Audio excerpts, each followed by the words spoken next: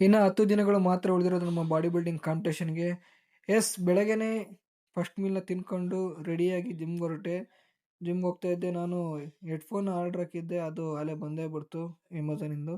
So boat company headphone ತಗೊಂಡು ಜಿಮ್ಮಲ್ಲಿ open ಮಾಡಿ ಅದನ್ನ ಹಾಕ್ಕೊಂಡು ನೋಡಿ ಚೆನ್ನಾಗಿತ್ತು. ವರ್ಕೌಟ್ ಸ್ಟಾರ್ಟ್ ಮಾಡ್ಕೊಂಡೆ. ಪುಲ್ ಅಪ್ ಸ್ಟಾರ್ಟ್ ಮಾಡಿ ಇವತ್ತು ಬ್ಯಾಕ್ ಮತ್ತು ಟ್ರೈಸೆಪ್ಸ್ ಇತ್ತು. Alternate workout. So heavy push ಮಾಡಿದೆ, ಪುಲ್ ಮಾಡಿದೆ ಇವತ್ತು ಆದಷ್ಟು ಎಲ್ಲ. ಡ್ಯೂರಕಾಪ್ಸ್ ಇರೋದಕ್ಕೆ ಬೆಳಗ್ಗೆನೇ ಬಂದ್ಬಿಟ್ಟು ವರ್ಕೌಟ್ ಮಾಡೋಕ್ಕೆ. ಅಲ್ಲೇ ಪಂಪಿಂಗ್ ಚೆನ್ನಾಗಿ ಆಗ್ತಾ ಇದೆ ನೋಡಿ. ಸೊ ಸಖತ್ ಪಂಪಿಂಗ್ ಆಗ್ತಾ ಇತ್ತು. ಆಮೇಲೆಲ್ಲ ವರ್ಕೌಟ್ ಮುಗಿಸ್ಕೊಂಡು ನೆಕ್ಸ್ಟು ಕೋರ್‌ಗೆ ಒಂದು 3 ವರ್ಷ ಮಾಡ್ಕೊಂಡೆ. ಆಮೇಲೆ ಜಿಮ್ಮಲ್ಲೇ ಸೆಕೆಂಡ್ ಮೀಲ್‌ನ ಕುಡ್ಕೊಂಡು ಎಸ್ ಮತ್ತೆ ರೂಮ್ ಬಂದು ಥರ್ಡ್ ಮೀಲ್‌ನ ತಿನ್ಕೊಂಡು ರೆಸ್ಟ್ ಮಾಡಿದೆ.